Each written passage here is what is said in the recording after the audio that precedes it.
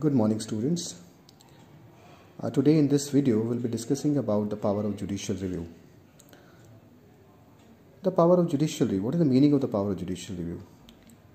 The basic meaning of the power of judicial review is the power of the courts of a country to examine the actions of the legislative, executive and administrative arms of the government and to determine whether such actions are consistent with the constitution.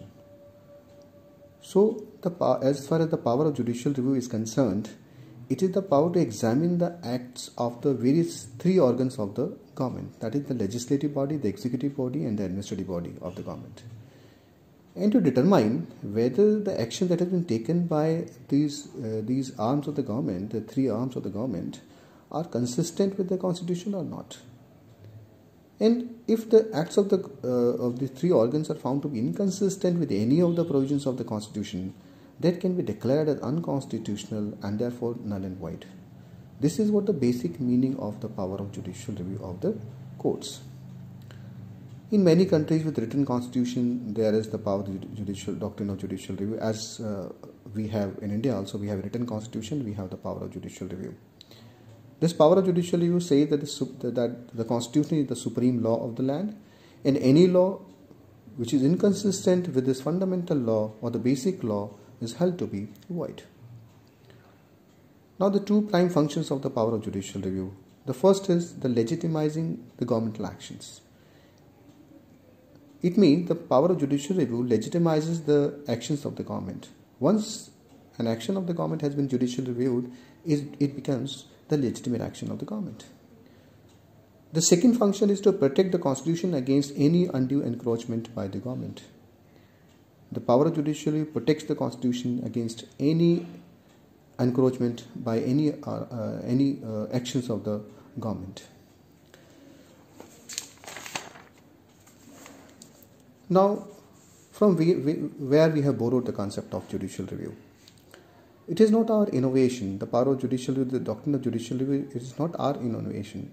We have borrowed it from the United States of America. The doctrine of judicial review is an integral part of the American judicial and constitutional process now, although the US Constitution does not explicitly mention the same in any provision. It does mean that originally the US Constitution did not contain the power of judicial review. This particular theory or this particular doctrine of judicial review has been propounded by the Supreme Court of the United States in Marbury versus Madison case. In this case, the Judge Marshall has claimed that it had the power of judicial review. That means the US Supreme Court had the power of judicial review, and it would review the constitutionality of the act passed by the Congress. Congress is the legislative body of the United States of America. So according to the Judge Marshall, they had the power of judicial review, and they can constitutionally review the power of the acts that has been taken by the legislative body, that is the Congress.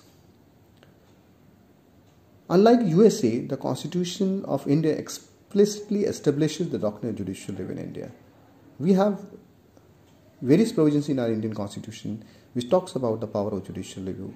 It means that we have this judicial review, the power of judicial review has been explicitly mentioned in our Indian Constitution. There are certain articles, Article 13 of Indian Constitution, Article 32, Article 31 to Article 136, Article 143, Article 226 and Article 246 of Indian Constitution, which talks of the power of judicial review in India. The doctrine of judicial review is thus firmly rooted in India and has the explicit sanction of the Constitution, as we have already seen in various provisions of Indian Constitution.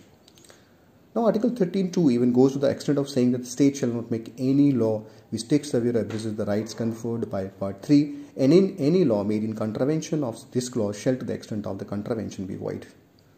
So, according to Article 13, Clause 2, the state shall not make any laws. State कोई भी ऐसा कानून नहीं बनाएगा जो किसी भी fundamental right को वोलेट करे, और ऐसा अगर कोई स्टेट अगर ऐसा कानून बनाता है जो किसी फंडामेंटल राइट को वोलेट करता है, that can be declared as null and void, and that will be a nullity in the eyes of law, according to Article 13, Clause 2. Thus, the court in India are under a constitutional duty to interpret the Constitution and declare the law as unconstitutional if found to be contrary to any constitutional provisions. Now, certain cases in which the power of judicial review has been claimed by the judiciary, by the constitutional courts. The state of Madras versus V0, very initial cases. The Supreme Court stated that the Constitution contained express provisions for judicial review of legislation as to its conformity with the Constitution, and courts have the duty to discharge their duty laid upon by the Constitution. So, according to the Supreme Court, the duty has been laid upon by the Constitution on the courts, and they have to discharge their duty. In A.K. Gopalan's case, the court said that the Constitution that is supreme and statute to be valid must be in conformity with the constitutional requirements, and it is the judiciary to decide whether an enactment is constitutional or not, the same which has been held in V0 case. Keshavananda Bharati is very, very important case. In Keshavananda Bharati with the state of Kerala, this has been said to be fundamental rights case, basic structure theory case. It has been held that the judicial review has become an integral part of the constitutional system, and it is one of the basic structure of Indian Constitution. Again, in Minerva Mills case, the court said it is the duty of the judges to pronounce upon the validity of the laws of the court, validity of the laws. If the courts are totally deprived of that power, the fundamental right becomes a mere adornment. According to the court, if without the power of judicial review, the fundamental rights cannot be protected. And without remedies, the fundamental right will be just an adornment. सिर्फ दिखाने की चीज रह जाएगी. A controlled constitution will then become uncontrolled. So in this way, we can say the power of judicial review also controls the constitution. It does not, allow the constitution to become uncontrolled.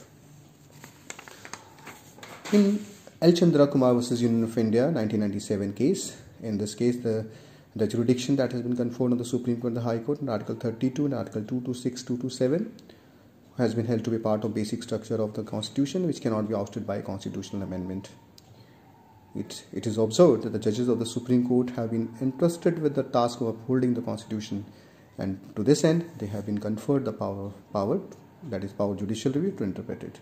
It is they who have to ensure that the balance of the power envisaged by the Constitution is maintained. So according to the Supreme Court, through this power of judicial review, the balance of the power that is there in the Constitution is being maintained by the judiciary with the power of judicial review. So this is what the power of judicial review, which has been explained in this video. Thank you very much.